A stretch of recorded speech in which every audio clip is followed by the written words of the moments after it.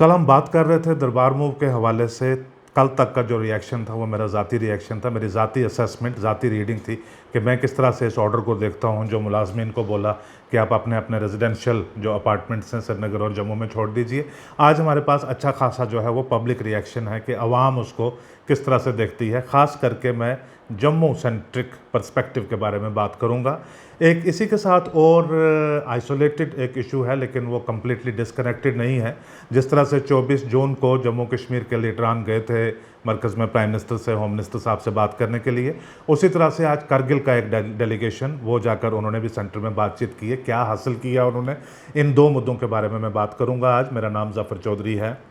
दरबार मूव का ये है कि प्रैक्टिकली जो है गवर्नमेंट ने एक फॉर्मल अनाउंसमेंट नहीं की है कि तो, लेकिन प्रैक्टिकली ऐसा है कि आप शायद दरबार मूव जिस तरह से पहले हुआ करता था उस तरह से आप नहीं हुआ करेगा। इसके ऊपर कोई बहुत ज़्यादा क्राई दोनों रीजन्स में नहीं है। जिस तरह से कल ही मैंने कहा था कि ये एक ऐसी चीज़ है दरबार मूव कि जम्मू कश्मीर के बहुत सारे जो मामलात हैं उनमें से एक ऐसा मामला है कि जिसको सब लोग तब्दील तो करना चाहते थे कि ये ऐसा नहीं होना चाहिए, ये तब्दील होना चाहिए, लेकिन इसका ऑल्टरनेटिव क्या होगा, इसका मुतबादल क्या होगा। अगर जो सेक्रेटरीट है, सीट ऑफ अथॉरिटी है, उसको शटल नहीं करना है अगर श्रीनगर और जम्मू के दरमियान, तो दूसरा आपके पास क्या मुतबादल है। इसके ऊपर ना तो आज तक आवाम से कोई राय आई है और ना ही गवर्नमेंट ने अपनी कोई राय दी है। लेकिन अब मुझे लग रहा है कि गवर्नमेंट शायद किसी ऐसे प्रोसेस में एंगेज है कि दरबार मूव हो भी और नहीं भी हो, आपको महसूस ना हो कि दरबार मूव हो रहा है या नहीं हो रहा है। यानी कुछ इस किस्म का, जैसे क्योंकि मैं बड़ा ऑप्टिमिस्ट होकर हर चीज़ को लेता हूँ कि मिनिमम गवर्नमेंट मैक्सिमम गवर्नेंस। जो जम्मू के लोग हैं वो जम्मू में रहें, जो कश्मीर के लोग हैं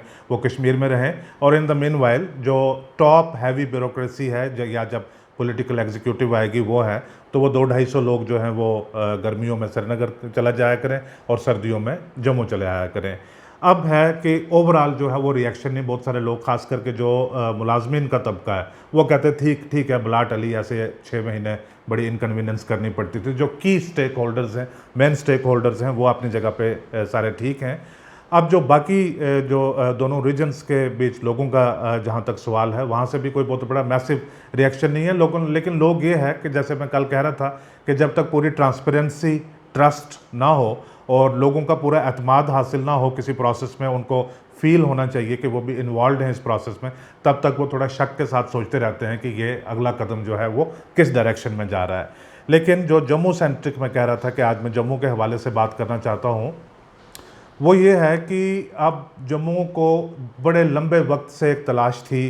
60-70 साल से एक तलाश थी कि जम्मू का एक अपना इंडिपेंडेंट, एक डिग्निफाइड, एक जिसकी अपनी सेल्फ एस्टीम हो, इस किस्म का एक पॉलिटिकल मॉडल होना चाहिए जिसकी कश्मीर के ऊपर रिलायंस कम हो। वो जम्मू का पॉलिटिकल मॉडल इमर्ज ज़रूर हो रहा है, सिर्फ इस कॉन्टेक्स्ट तक, इस हद तक कि उसकी कश्मीर के ऊपर रिलायंस बहुत कम है। लेकिन जो जम्मू का इंटरनल एक ऑर्गेनिक पॉलिटिकल प्रोसेस के साथ पॉलिटिकल मॉडल इमर्ज होना चाहिए, वैसा होता नज़र नहीं आ रहा है, क्योंकि एक्सटर्नली ड्रिवन बहुत सारे सर्कमस्टांसेस हैं जिसकी वजह से एक जम्मू का नया सियासी एनवायरनमेंट, एक नया सियासी माहौल बन रहा है। उसमें जम्मू पूरा इंक्लूसिव तरीके से उस प्रोसेस में कितना शामिल है उसको देखा जाना है, क्योंकि जो इलेक्शंस होते हैं वो अपने आप में एक बड़ा इंपॉर्टेंट बैरोमीटर होता है, कि बड़ा इंपॉर्टेंट पैरामीटर होता है जिससे पता चलता है कि लोगों की पार्टिसिपेशन इस पॉलिटिकल प्रोसेस में क्या है।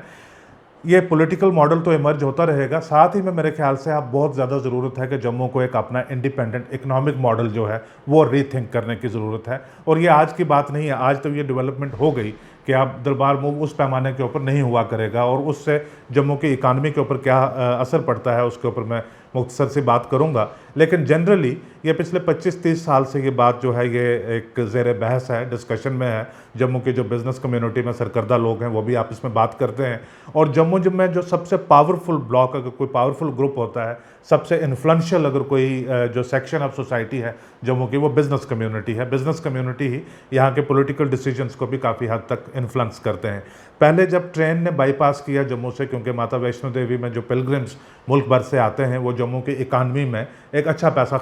खासा पैसा डेली बेसिस के ऊपर इंजेक्ट किया करते थे, जिसमें इकानमी की काफ़ी हद तक डेवलपमेंट होती थी। अब जब ट्रेन बाईपास हुई तो लोगों ने कुछ मॉडल्स अपने इकानमी के तब्दील किए, उसके साथ अपने आप को रीएडजस्ट करने के लिए। अब कटरा भी जम्मू का हिस्सा है, तो कुछ पैसा वहाँ पे जा रहा है, वो फिर सर्कुलेट होकर जम्मू तक भी आता है, तो वो इकानमी का अंदर ही एक नया मॉडल जो है इवॉल्विंग मॉडल वो हो रहा है। दरबार मूव से क्या होता है कि मुलाजमीन चाहे 1,500, 2,000 या 2,500 हों, लेकिन उनके साथ कनेक्टेड फैमिलीज़ होती हैं, वो फैमिलीज़ भी आती हैं। और दूसरी एक चीज़ और होती है कि जब ये एक कल्चर लंबे वक्त तक जो है चला जाता है,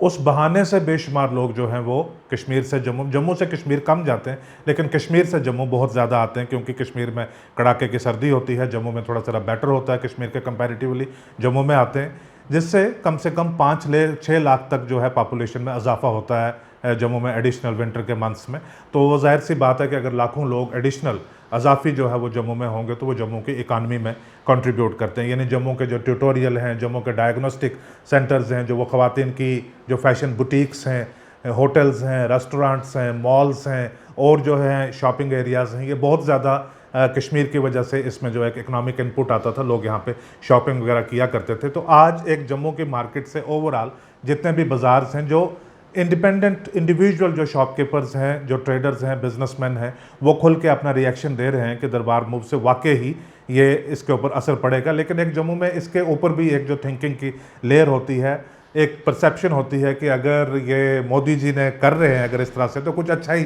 सोच के कर रहे होंगे, हो सकता है कि इसका जो आखिरी नतीजा है वो कुछ बेहतर ही निकले। लेकिन बिज़नेस कम्युनिटी के जितने भी लोग हैं वो अभी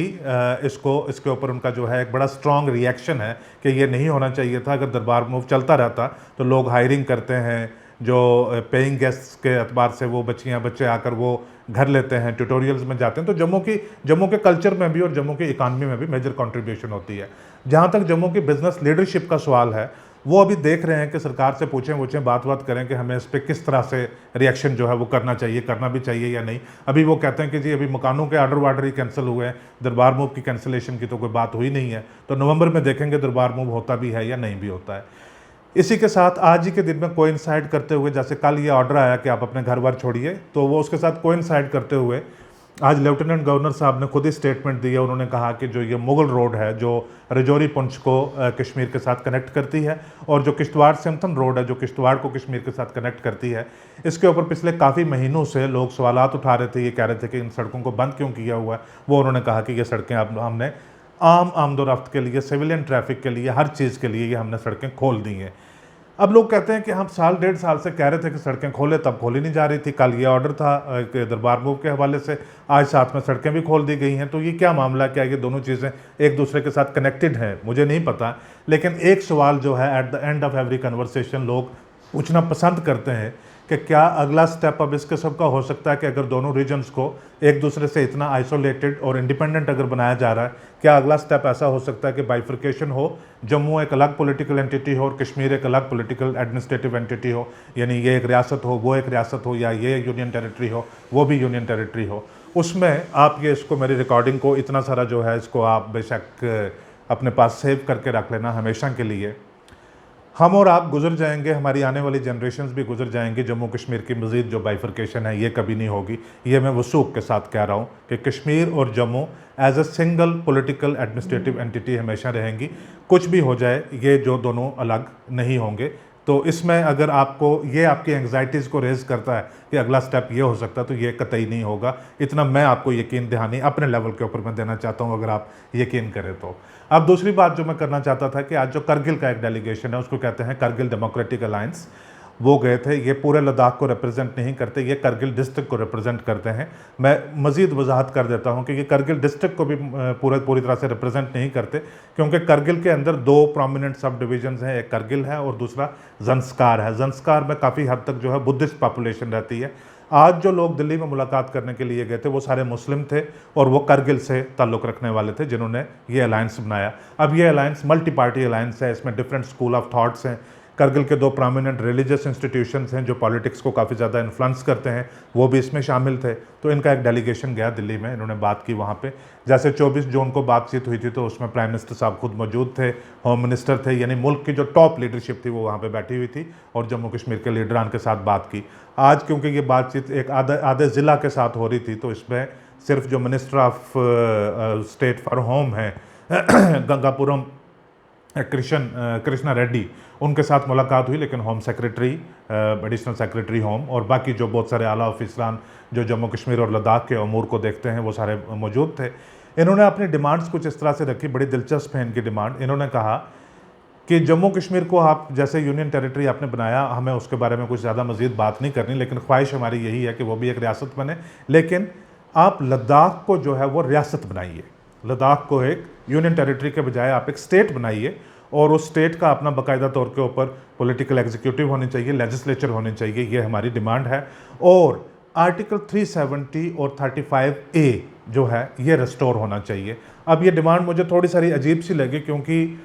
370 और 35A जो है उस जम्मू कश्मीर स्टेट के साथ डील करते थे, जो अनडिवाइडेड स्टेट, जो स्पेशल स्टेटस जिसको प्रोवाइड करता था इंडियन यूनियन। अगर यही चीज़ रीड डाउन कर दी गई तो ये सिर्फ लद्दाख के लिए 370, या दोनों बाइफरकेटेड यूनियन टेरिटरीज, या अगर फ्यूचर में स्टेट्स भी बन जाती हैं दोनों बाइफरकेटेड स्टेट्स के लिए, ये किस हद तक लागू करने का कोई सोच भी सकता है, इस बात का मुझे अंदाज़ा नहीं है। लेकिन जो डेलीगेशन में लोग शामिल थे उनमें से कई लोगों के साथ मेरी बात हुई, उनसे मैंने पूछा, उन्होंने कहा कि जो हमने अपनी बातें उनके सामने रखी हैं, हमने इश्यूज़ जो सामने रखे हैं, हमें ये लगा है कि जिस तरह से उन्होंने नोट्स लिए हैं, जिस तरह से उन्होंने कन्वर्सेशन में हमारे साथ एंगेज किया है, हमें ये लगा है कि उन्होंने कॉग्निजेंस ली है इस बात की, वो अप्रिशिएट करते हैं हमारे व्यू पॉइंट को काफ़ी हद तक, उनको लगता है कि जो बात हम कह रहे हैं वो ठीक कह रहे हैं। तो अब बड़ा मसला ये था कि लद्दाख में ऑलरेडी जो पहले यूनियन टेरिटरी की डिमांड थी, लेकिन यूनियन टेरिटरी मिलने के बाद जो है काफ़ी हद तक खासी नाराज़गी है, ख़ास करके लेह खिता में। वहाँ पे उन्होंने एक अपेक्स कमेटी भी जो है सारे लोगों की बनाई हुई है, जो मरकज़ के साथ भी 2 राउंड उनके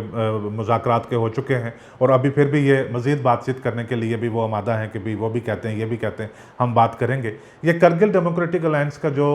रिप्रेजेंटेशन थी, ये जो डेलीगेशन था, इसमें अपेक्स पार्टी के लोग शामिल नहीं थे, यानी इसमें लेह की शमूलियत भी नहीं थी, और उसमें काफ़ी हद तक क्या, इसमें यकीनी तौर के ऊपर ज़ंस्कार से भी जो शमूलियत नहीं थी। तो अब उसमें मैंने पूछा कि ये कैसे हो सकता है, अब ये 2 ज़िले हैं छोटे छोटे, लाख सवा लाख पॉपुलेशन है, तो वो अपेक्स वाले जो हैं, लेह वाले, वो अपनी बात करेंगे, वो प्रेडोमिनेंटली बुद्धिस्ट हैं, लेकिन उसमें मुसलमानों की भी पार्टिसिपेशन है, और करगिल वाले एक्सक्लूसिवली मुस्लिम हैं, और ये अपनी वहाँ पे डिमांड रखेंगे। तो इन्होंने कहा कि हम वापस आके जो है उनके साथ भी बात करेंगे, क्योंकि वो यूटी विद लेजिस्लेचर की बात कर रहे हैं, हम स्टेट विद लेजिस्लेचर की बात कर रहे हैं। तो उसकी जो है सस्टेनेबिलिटी, उसकी जो पॉसिबिलिटी कि भी ये खिता तो बहुत बड़ा है लेकिन पॉपुलेशन बहुत कम है, उसके लिए स्टेट तो कहते हैं सिक्किम को नहीं दी क्या, सिक्किम भी तो जो है वो उसका रकबा भी बहुत कम है, पॉपुलेशन भी 4-5 लाख है, अगर उसको लेजिस्लेचर, उसको स्टेट और पार्लियामेंट में भी और सारी चीज़ें अगर हो सकती हैं तो वो लद्दाख के सूरत में क्यों नहीं हो सकती। तो इनका ये भी, इन्होंने ये कहते हैं कि हमने बताया है मरकज़ को कि हमारा जो है 47 में, 65 में, 71 में, हर जगह है हमने कुर्बानियाँ दी हैं,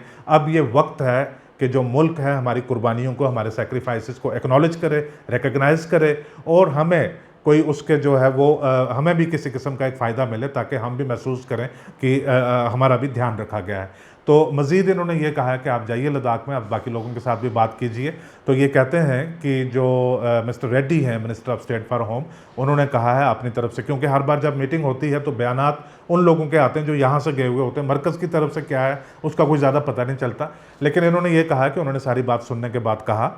कि आप जाइए, बाकी लोगों के साथ भी मशवरा कीजिए, और ये समझिए कि आज की जो हमारी मीटिंग है ये एक सिर्फ शुरुआत है, अभी हम बहुत राउंड्स करेंगे डिस्कशन के, और किसी न किसी नतीजा के ऊपर हम आपके साथ ज़रूर पहुँचेंगे। तो अब दरबार मूव को लेकर आगे किस तरह से डेवलपमेंट होती है, लोग काफ़ी हद तक जो है वो कहते हैं कि ठीक ही है जो हो रहा है, जिस तरह से वो ठीक हो रहा है, किसी को बहुत ज़्यादा उस पर वो ऑब्जेक्शन नहीं है, और ये लद्दाख का है, एक इंटरनल प्रोसेस इसमें चल रहा है डिस्कशन का। लेट्स कीप ऑन वॉचिंग क्या डेवलपमेंट्स होती हैं। आज का एपिसोड देखने के लिए आपका बहुत शुक्रिया, मैनी थैंक्स।